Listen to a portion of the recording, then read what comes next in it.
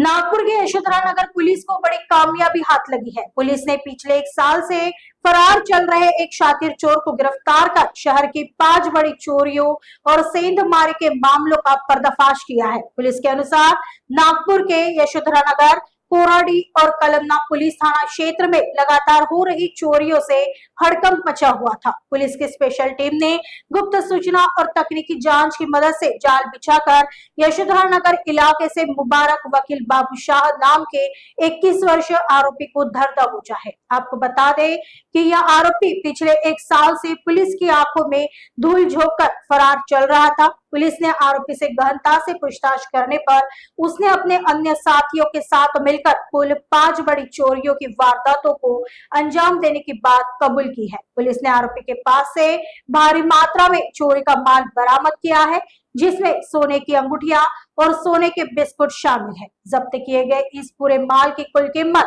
10,70,000 रुपए बताई जा रही है। आगे की जांच यशोधरा नगर पुलिस कर रही है।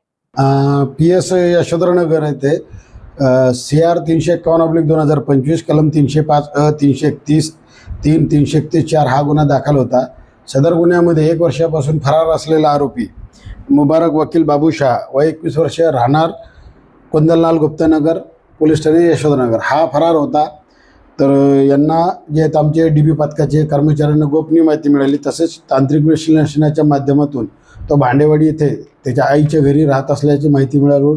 त्यांनी तिथे जाऊन त्याला सापळा लावून पकडले आणि त्याला विश्वासात घेऊन आणि सखोल तपास केला असता त्यांनी पोलीस ठाणे कोराडी, पोलीस ठाणे कपिलनगर आणि यशोधरानगरचे 2 घरफोड्या असे एकूण 5 घरफोड्या केल्याची कबुली दिली। त्याच्यामध्ये त्याच्याकडून 10,70,000 रुपयाचे सोने चांदीचे दागिने जप्त करण्यात आले। त्याचे 3 साथीदार हे फरार असून त्यांचा आम्ही शोध घेत आहोत।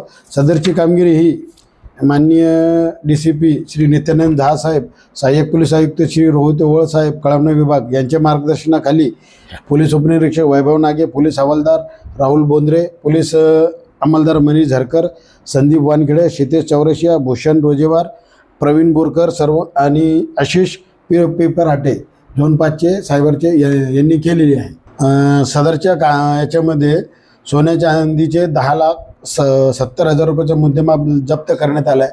अन्य आरोपी पकडल्यानंतर आणखीन काही गुन्हे उघडकीस येण्याची शक्यता आहे आणि आणखीन मुद्देमाल जप्त होण्याची शक्यता आहे।